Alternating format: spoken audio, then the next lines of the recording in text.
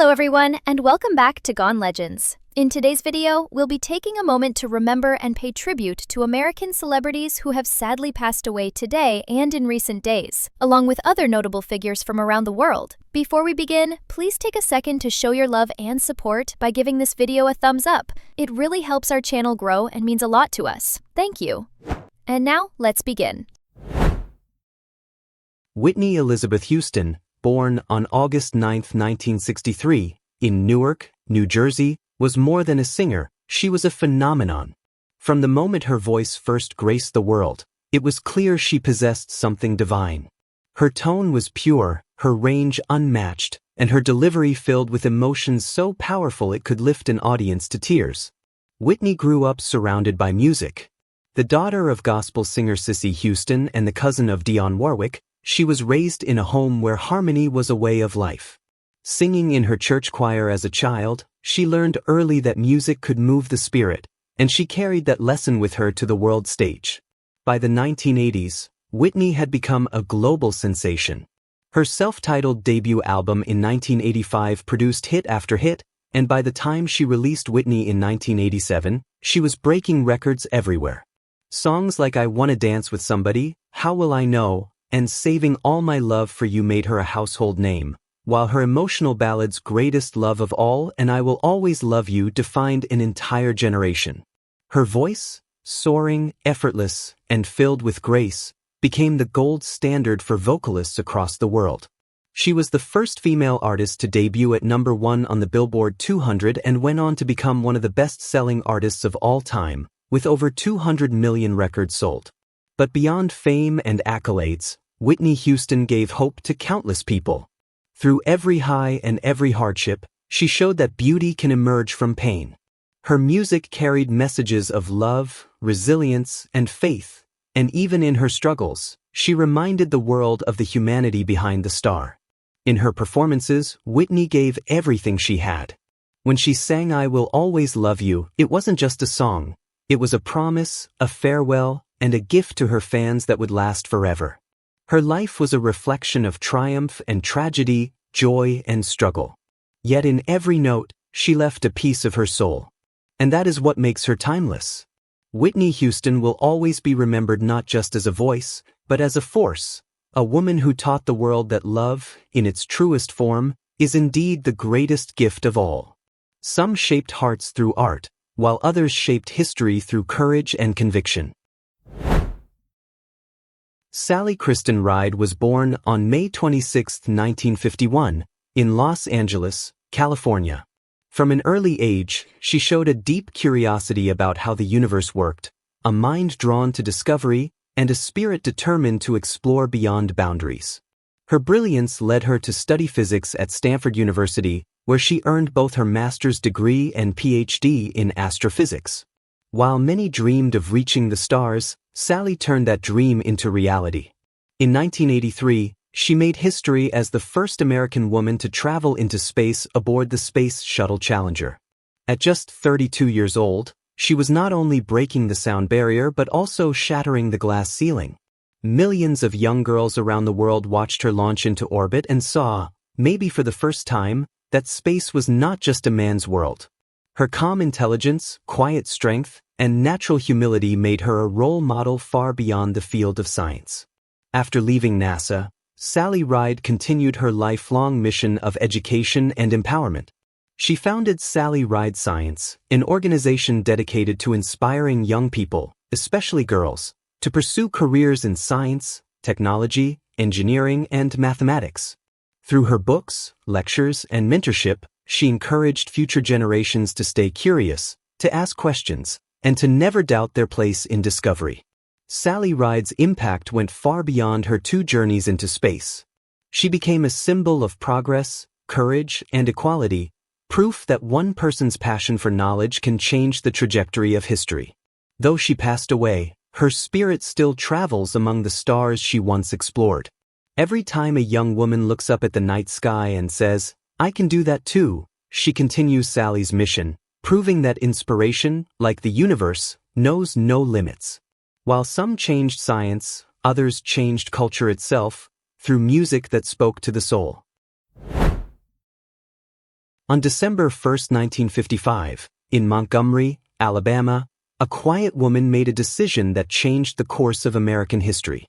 Rosa Parks, born on February 4, 1913, in Tuskegee, Alabama, was no stranger to the daily indignities of segregation. She lived in a world where Black Americans were told where to sit, where to walk, and even when to speak. But on that cold evening, after a long day of work as a seamstress, Rosa Parks chose dignity over compliance. When a white passenger demanded her seat on a segregated bus, she simply said, no. That single act of defiance was not an impulsive moment of fatigue, it was a deliberate act of courage. Rosa Parks was not just tired that day, she was ready. Ready to stand against a system built on injustice. Her quiet refusal led to her arrest and ignited the Montgomery bus boycott, a movement that lasted 381 days and became a defining moment in the American civil rights movement. The boycott drew national attention and helped launch the leadership of Dr. Martin Luther King Jr., transforming a local protest into a national demand for justice. Rosa Parks endured threats, harassment, and the loss of her job, but she never backed down. Her strength came not from loud speeches or political power, but from her unwavering conviction that equality was worth any price. She once said, "I would like to be remembered as a person who wanted to be free, so other people would also be free." Over the years, Rosa Parks received countless honors, including the Presidential Medal of Freedom and the Congressional Gold Medal, but her greatest legacy lives on in the hearts of people everywhere who choose courage over fear. Rosa Parks showed that one person with quiet determination can spark a movement and change the world. Her act of resistance became a symbol of freedom, a reminder that history is often written not by the powerful, but by the brave. Her courage lives on in every individual who refuses to accept injustice, who speaks out against oppression, and who believes that even the smallest act of defiance can inspire extraordinary change. And finally, an American whose words became weapons against ignorance, and whose pen reshaped the national conscience. Maya Angelou was far more than a poet or an author. She was a voice for truth, freedom, and resilience. Born on April 4, 1928, in St. Louis, Missouri, and raised in the segregated South, she endured hardship, loss, and silence at a young age. Yet from that silence, she forged one of the most powerful and inspiring voices of the 20th century. Her groundbreaking memoir, I Know Why the Caged Bird Sings, published in 1969, told the story of her early life, a story of trauma, identity, and the rediscovery of self-worth. It was raw, poetic, and deeply human, giving language to pain that had often been ignored. Through her words, Angelou spoke not just for herself, but for countless others who had been silenced by injustice and fear. Maya Angelou's poetry pulsed with rhythm and resilience. Works like Still I Rise, Phenomenal Woman, and On the Pulse of Morning became rallying cries for courage and self-empowerment. Her voice carried across generations, inspiring people to stand tall in their truth, no matter how heavy the burden of history. But Angelou was more than a writer. She was an activist, an educator, and a performer. She worked alongside Dr. Martin Luther King Jr. and Malcolm X, using her art and her presence to advance civil rights and equality. Her performances, her lectures, and her simple conversations were filled with wisdom that lifted hearts and challenged minds. In 1993, she recited her poem On the Pulse of Morning at the inauguration of President Bill Clinton, reminding America that every dawn offers a chance to begin again, with compassion, hope, and unity. Maya Angelou passed away on May 28, 2014, at the age of 86, leaving behind a legacy that transcends literature. Her influence continues to echo through classrooms, protests, and every place where courage is needed. She taught us that words can heal wounds, that truth can liberate the oppressed, and that courage, spoken aloud, can transform the human spirit. Maya Angelou didn't just write poetry, she reshaped the national conscience and reminded the world that even in darkness, we can still rise. Born on January 15, 1929, in Atlanta, Georgia, Dr. Martin Luther King Jr. became the moral compass of the American civil rights movement. A leader whose voice carried both the pain and the promise of a divided nation. Raised in a family of faith, King followed in his father's footsteps to become a Baptist minister. But from the pulpit he did more than preach, he called for justice. His belief in nonviolence and peaceful resistance, inspired by Mahatma Gandhi, became the guiding philosophy of a movement that would reshape the course of history. In the face of brutality, segregation, and hatred, Dr. King stood unshaken. He led marches, delivered sermons, and spoke to the conscience of a country that had long ignored the suffering of its black citizens.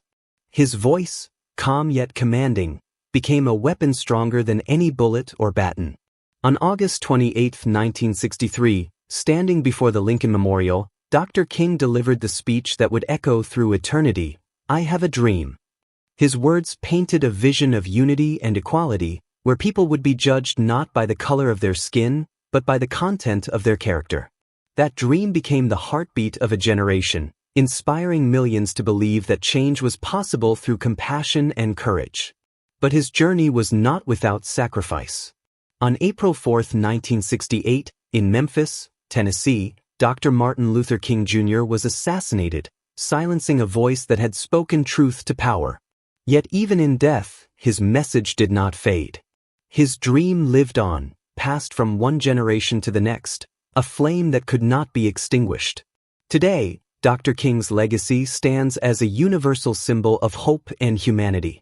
His teachings continue to guide movements for equality, reminding us that peace can conquer oppression and that moral courage can change the world. Dr. Martin Luther King Jr.'s dream did not die with him. It lives in every act of justice, every stand for equality, and every voice that dares to speak truth to power. From a leader who marched for freedom to a woman who soared beyond Earth's boundaries, we move to another icon who changed what was possible. Elvis Aaron Presley, born on January 8, 1935, in Tupelo, Mississippi, rose from humble beginnings to become nothing less than a cultural revolution. Known around the world as the King of Rock and Roll, Elvis didn't just sing songs, he changed the sound of America forever. Growing up in the Deep South, he absorbed gospel from church choirs, blues from Beale Street, and country from local radio stations. When he blended those sounds together, something new was born, a rhythm that was raw, electric, and alive. It was the birth of rock and roll. By the mid-1950s, Elvis had become a national sensation. His magnetic stage presence, unmistakable voice, and daring moves made audiences scream and critics gasp. Songs like Heartbreak Hotel, Jailhouse Rock, and Hound Dog stormed the charts, while his performances on television turned him into a cultural icon. To some, he was shocking, but to millions, he was liberating. Elvis wasn't just a singer, he was a symbol of youth, rebellion, and freedom. His music gave a voice to a generation ready to break free from the old rules. And his style, the slicked hair, the rhinestone jumpsuits, the curled lip, became part of American mythology. Throughout the 1960s and 70s, he continued to reinvent himself. With timeless hits like Suspicious Minds, Can't Help Falling in Love, and Burning Love, Elvis reached audiences across the world. His concerts drew record-breaking crowds, and his residency in Las Vegas defined a new era of live performance. But behind the fame and flashing lights, Elvis remained deeply connected to his roots, to gospel, to family, and to the people who first believed in him. Even after his untimely passing on August 16, 1977, at his home in Graceland, his voice and spirit refused to fade. Elvis Presley remains an eternal symbol of creativity, rebellion, and pure musical energy. He transformed popular culture, inspired countless artists, and left behind a legacy that still echoes in every note of modern music. More than 4 decades after his death, the King still reigns, in sound, in style, and in spirit. And while Elvis changed the sound of America, the next legend changed its conscience, one frame at a time. There are some stories that Hollywood can't write because they're too raw, too real, too unpredictable. They're stories not of perfect heroes, but of flawed men who lived through fire and somehow survived. This is one of those stories. A tale of fame and madness, laughter and loss, rebellion, and redemption. It's the story of a man born into Hollywood royalty who rose to unimaginable heights, fell to earth in a storm of chaos, and found his way back, scarred but still standing. His name is Carlos Erwin Estevez, but the world knows him as Charlie Sheen. Born in 1965, in the shadow of a father's greatness, Charlie was destined to live in front of the world. But destiny, as we'll see, isn't always kind. Because for every spotlight that shines, there's a shadow waiting to swallow it whole. This is Charlie Sheen's story, a journey through fame, fire, and forgiveness. Before the world knew him as Charlie Sheen, he was simply Carlos Erwin Estevez, born on September 3, 1965, in New York City, into one of Hollywood's most fascinating and creative families. His father, Ramon Antonio Gerardo Estevez, known to audiences as Martin Sheen, was already an ambitious young actor chasing the American dream.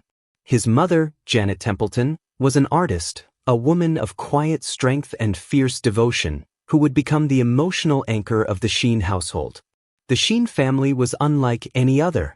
It was a household where scripts lay scattered on kitchen tables, where movie sets replaced playgrounds, and where imagination was part of daily life. As Martin's acting career began to rise, with roles in television and small films, the family moved to Malibu, California, seeking both stability and opportunity. There, Charlie grew up alongside his siblings, Emilio Estevez, who would go on to become a director and actor in his own right, Ramon Estevez, also an actor and producer, and Renee Estevez, an actress and writer. It was a household filled with talent, but also with pressure. Because when your father is Martin Sheen, a man known for his intensity, his principles, and his devotion to his craft, expectations are not just high, they're sky high. As a boy, Charlie was charming, curious, and full of life. He adored his father, often visiting him on set and watching how movies were made. He would stand quietly behind the cameras during shoots, observing every move, absorbing every detail. One of the most powerful memories from his childhood came during the filming of his father's masterpiece, Apocalypse Now, 1979. Martin Sheen's near-fatal heart attack during production deeply affected young Charlie. He saw, at just 14 years old, the cost of ambition, the toll of obsession, and the fragility of human life, even for the strongest of men. In that moment, the magic of Hollywood became something more complex for Charlie. He loved it, but he also feared it. He admired it, but he sensed its danger. He would later say, "I was fascinated by my dad's career, but I also knew it could destroy you if you weren't careful." And so, in those early years, two sides of Charlie Sheen began to form: the dreamer, who wanted to act, to shine, to entertain, and the rebel, who refused to be controlled by anyone or anything. By the time he reached Santa Monica High School, Charlie was already a natural performer. He played baseball, wrote short films with his friends, and starred in school plays. His best friends at the time included future Hollywood names like Rob Lowe and Sean Penn. Together, they formed a small circle of young dreamers who believed the world was theirs for the taking. But even then, Charlie's wild side was showing. He was charming, funny, and magnetic, but also impulsive, undisciplined, and easily bored. While his older brother Emilio focused on writing and directing, Charlie was more drawn to the thrill, the rush of performance, the energy of attention. He began cutting classes, showing up late, and focusing less on school and more on parties and short films. Eventually, in his senior year, he was expelled, not because he wasn't capable, but because he didn't play by the rules. That expulsion would change his life forever.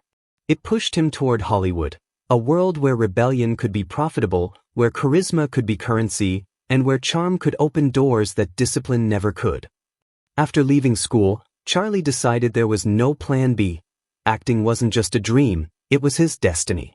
He dropped his birth name, Carlos Estevez, and adopted the name Charlie Sheen, a fusion of his father's stage name and his own nickname. With that one decision, he began to shape his new identity, one that would carry him to stardom and eventually drag him through chaos. He started small with low-budget films and short projects.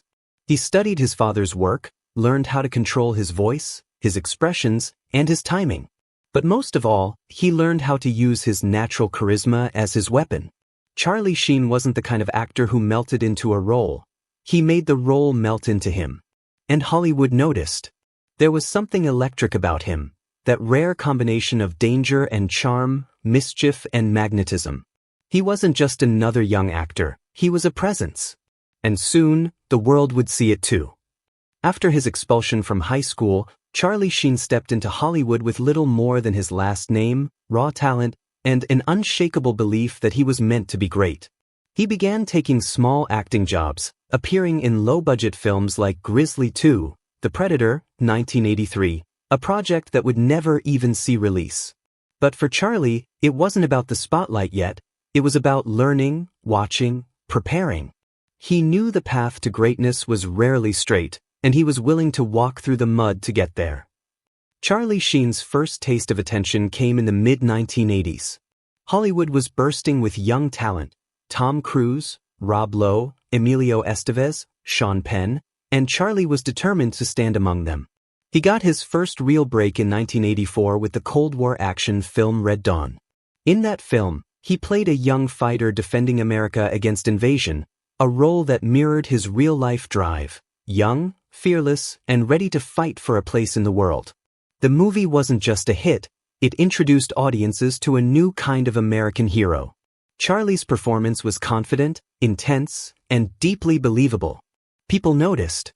Casting directors began to see him as more than Martin Sheen's son. He was carving his own space. The turning point came 2 years later, in 1986, when director Oliver Stone, himself a Vietnam War veteran, cast Charlie in his deeply personal film Platoon. It was a story about innocence lost, morality tested, and the psychological scars of war. Charlie played Chris Taylor, a young soldier navigating the horror and chaos of Vietnam. It wasn't just acting, it was transformation. Filming took place in the brutal jungles of the Philippines, where the cast was pushed to their physical and emotional limits. But Charlie thrived under pressure. He brought quiet intensity, vulnerability, and humanity to a role that could have easily been one-dimensional. When Platoon hit theaters, it exploded, winning the Academy Award for Best Picture and making Charlie Sheen one of Hollywood's most sought-after young stars. He wasn't just famous now, he was respected. Critics called him the new face of American masculinity. Strong yet thoughtful, confident yet fragile. Charlie didn't stop there. The very next year, he reunited with Oliver Stone for another masterpiece, Wall Street. In it, he played Bud Fox, a young and ambitious stockbroker caught between greed and morality, between right and wrong, a reflection, in many ways, of the man Charlie Sheen himself would become. Opposite Michael Douglas, who won an Oscar for his role as the ruthless Gordon Gekko, Charlie held his own, bringing heart and conscience to the story. Wall Street wasn't just a film. It was a mirror for the 1980s, a time of excess, wealth, and temptation. And Charlie Sheen stood at the center of it, embodying both the dream and the danger of success. By the late 1980s, Charlie Sheen was everywhere. He starred in Young Guns, 8 Men Out, and Major League, showcasing his range across genres. He could be intense, funny, tragic, or wild, sometimes all in one scene. He was one of those rare actors who didn't just perform, he lived every role. Audiences loved him for his charm. Directors loved him for his control. And the industry loved him for his name, his legacy, and his undeniable screen presence. But beneath the laughter and success, the cracks were already starting to show. Because while Charlie Sheen had conquered Hollywood, he was also conquering something far more dangerous, his own demons. Fame in Hollywood isn't just a reward, it's a test. And for Charlie, it was the ultimate temptation. The parties got louder. The nights got longer. The world around him became a blur of flashing lights, champagne, and people who wanted something from him. He was young, rich, and adored, but also restless, reckless, and addicted to adrenaline. Friends described him as the life of the party, but behind closed doors, he was losing control. He began experimenting with alcohol and drugs, searching for escape from the expectations, the pressure, and perhaps the shadow of his father's greatness. It was the start of a cycle that would define much of his adult life: success, self-destruction, recovery, and relapse. But for now, the world didn't see the cracks, it only saw the star. By the early 1990s, Charlie Sheen wasn't just an actor, he was an icon. His swagger, his voice, his look, everything about him screamed Hollywood. He starred in the hilarious Hot Shots films, where he proved he could laugh at himself. He became one of the highest-paid young actors of his generation. Critics admired him, fans adored him, and the media crowned him the new bad boy of Hollywood, a title he seemed both to enjoy and resent. But fame, as always, has its price. And for Charlie Sheen, that price was about to come due. Behind the laughter and glamour, there was pain, old wounds, hidden fears, and a growing dependence on the very chaos that made him feel alive. He had conquered Hollywood. But now, Hollywood was about to conquer him. Success can be blinding. For Charlie Sheen, it wasn't fame itself that destroyed him, it was what fame made possible. By the mid-1990s, Charlie had it all: money, recognition, women, and the kind of notoriety that most actors only dream of. But he also had something darker: addiction. What started as a way to have fun after long shooting days soon became a daily ritual of destruction. Drugs, alcohol, and late nights began to consume him. The charm that had made him so magnetic was now turning dangerous. In 1995, the first major scandal broke. Charlie Sheen's name appeared in the court documents of the infamous Hollywood madam, Heidi Fleisch. His connection to her escort ring shocked the industry. It was the first time the public truly saw the cracks in his clean-cut image. And yet, somehow, it didn't stop him.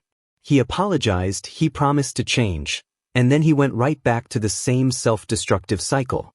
Rehab stints came and went. He tried to stay sober, but the spotlight never dimmed, and neither did the pressure. Throughout the late 1990s and early 2000s, Sheen's personal life became a headline machine. Marriages collapsed under the weight of his lifestyle. There were allegations of domestic abuse, drug possession, and violent behavior. Every few years, the tabloids printed the same story: Charlie Sheen in rehab again.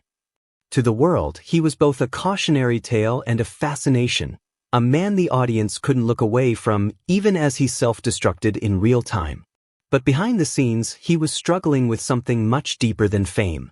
He was fighting against his own identity, against the expectations of being Martin Sheen's son, a Hollywood heir who couldn't seem to outrun his last name or his own demons. In 2003, it looked like Charlie Sheen had finally turned things around. He landed a role that would change everything, and, in time, destroy him again. That role was Charlie Harper, the carefree bachelor on CBS's 2.5 Men. It was a perfect match, too perfect. The character was witty, charming, flawed, indulgent, and always surrounded by women. In many ways, it wasn't a character at all. It was Charlie Sheen playing an amplified version of himself. The show became an instant hit, pulling in millions of viewers every week. Charlie was at the top again, the highest-paid actor on television, earning nearly $2 million per episode. Critics praised his timing. Fans loved his humor. And for a while, he seemed unstoppable. But art was beginning to imitate life too closely. By 2011, the cracks could no longer be hidden. After years of tension on set, Charlie clashed publicly with the show's creator, Chuck Lorre. What followed was one of the most infamous meltdowns in entertainment history. Television audiences didn't just watch his downfall, they watched it live. Rant after rant, interview after interview, Charlie Sheen's spiral became a global spectacle. Phrases like winning, tiger blood, and Adonis Dian became pop culture phenomena. Millions laughed, but few realized how much pain sat behind those words. He was manic, defiant, and lost, the product of too many years of chaos bottled inside one man. CBS finally fired him from 2.5 Men, ending one of the most successful sitcom runs in history. In a single moment, the man who had been at the top of the entertainment world had become a symbol of self-destruction. When the lights dimmed, the laughter stopped. The media frenzy moved on to the next scandal, but Charlie Sheen was left to face the silence. He later admitted that during that period he was using heavily, trapped in addiction, ego, and denial. Friends distanced themselves. family members feared for his life. His father, Martin Sheen, once said in an interview, his voice cracking with emotion, "It's painful to watch your son destroy himself. But as a father, you never stop hoping he'll find his way back." It was a rare glimpse into the heartbreak behind the headlines, a family that loved him deeply but couldn't save him from himself. In November 2015, Charlie Sheen made a decision that would forever redefine him. In a live television interview, he publicly revealed that he was HIV positive. The announcement shocked the world. For years, he had lived with the diagnosis in secret, battling not only the illness but the fear, the guilt, and the public judgment that he knew would come. He spoke with honesty, regret, and vulnerability, not as the wild man of Hollywood, but as a human being finally ready to take responsibility for his life. It was the most courageous act of his career, and perhaps his entire life. He reconnected with his children, Cassandra, Sam, Lola, Bob, and Max, and spoke openly about how being a father gave him a reason to keep fighting. In one rare, emotional interview, he said, "I've been given more chances than I deserve.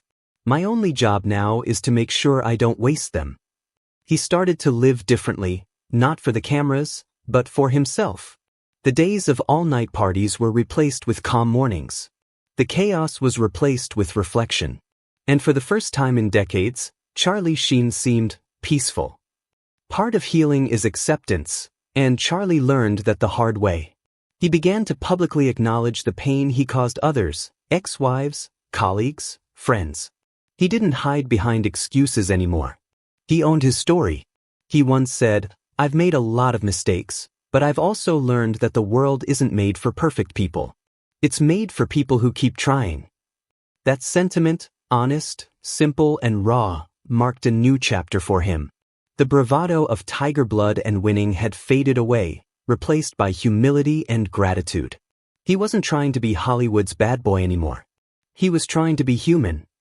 Although Charlie Sheen hasn't returned to the same massive fame he once had, he continues to work in smaller projects. Independent films, interviews, and documentaries.